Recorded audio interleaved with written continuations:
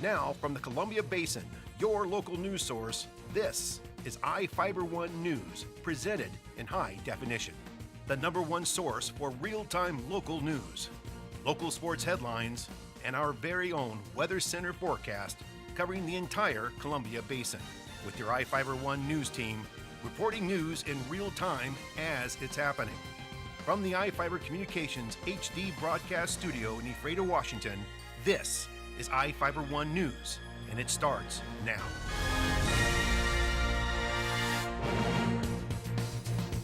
Welcome to iFIBER 1 News. I'm Cody Johnson with news from around the Columbia Basin for Tuesday, April 9th. Tonight we report on an explosion near Ephrata that injured 2 people and how the Grant County Commissioners are getting ready to pick a new judge.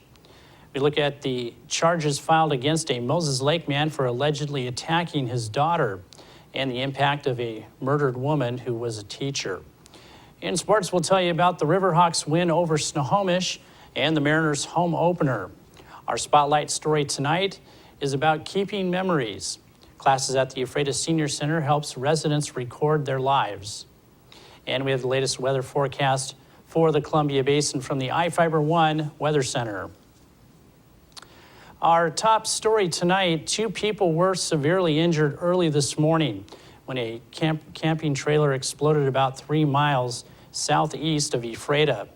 At about 4 a.m., Grant County Fire District 13 responded to an explosion and fire at Pacific Springs RV Resort, which is located at 5707 State Route 28.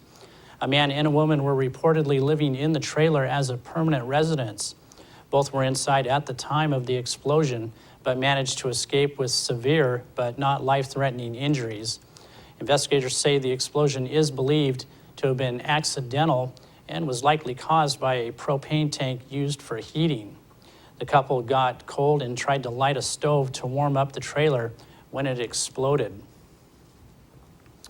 A district court commissioner, a deputy prosecutor, and an Ephrata attorney are the finalists for the open Grant County District Court judge position.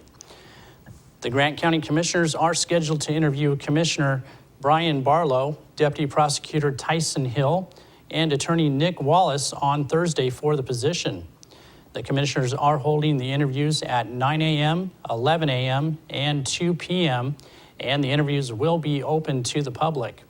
The 3 were chosen by a committee which began its search in late February and narrowed down the applicants from 10 to the final 3. Whoever is selected to fill the position would need to run for election in 2014 to keep the position. A man arrested for assaulting his 4-month-old daughter was charged in Grant County Superior Court. 21-year-old David Gilman is charged with 2 counts of assault of a child in the first degree and assault in the first degree. His bail was set at $50,000. Gilman reportedly shoved the girl's head into a love seat cushion after she refused to eat. A witness reportedly told police he thought Gilman threw the child into the love seat. The child was taken to Samaritan Hospital, where medical staff discovered her brain was bleeding. She was taken to Sacred Heart Medical Center. For more on this story, you can visit us online at ifiber1.com/news. More than 60 employees will be represented at the Big Bend Community College's 20th Annual Job and Career Fair, held April 18th. The broad range of exhibitors includes government and private industry employers, from SGL Automotive Carbon Fibers to the Spokane Police Department. The event is free and open to the public, taking place from 9 a.m. to 3 p.m. in the Big Bend ATEC building. The fair has become one of the largest and best attended in the region due to the growth of jobs and diversity of employers in this area. This year, Aviation Technical Services in Moses Lake and the Amway Neutralite Factory in Quincy are featured new employers. Last year, Chinasoft and Pacific Coast Canola were the new exhibitors. The Moses Lake Museum and Art Center is hosting composer and music lecturer Donovan Johnson on Thursday in the Moses Lake Civic Center Auditorium. Johnson presents the ambient music of Eric Satie.